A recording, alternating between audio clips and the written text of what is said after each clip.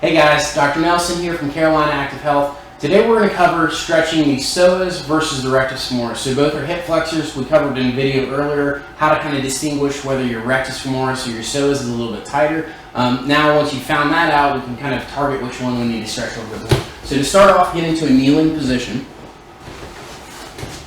So the involved side of the leg that you want to stretch should be down. So from here, what I'm going to do is rock my hips underneath. So a misconception that I see a lot is people really want to shift forward.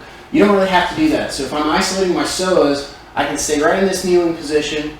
I'm going to tuck my hip underneath, and then you should feel a pull in the front of your right hip. So it should be a little bit higher. Some people feel that down into the rectus femoris a little bit. If it's really tight, you're going to feel that pull down. But this should be a good position to kind of hang out in through here. Now from here, I can squeeze my glute on that same side.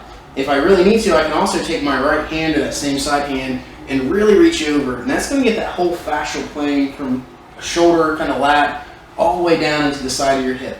So again, this isolates psoas a little bit more. So I'm going to rock that, hold that position, and then hold that for 2 minutes. Another mistake that I see, a lot of people don't hold that stretch long enough. 2 minutes is where research has shown it's the best as far as changing length. So it's a great way to do that. Another thing that people use a lot are bands, and I love to use a band to kind of wrap through and hold and pull.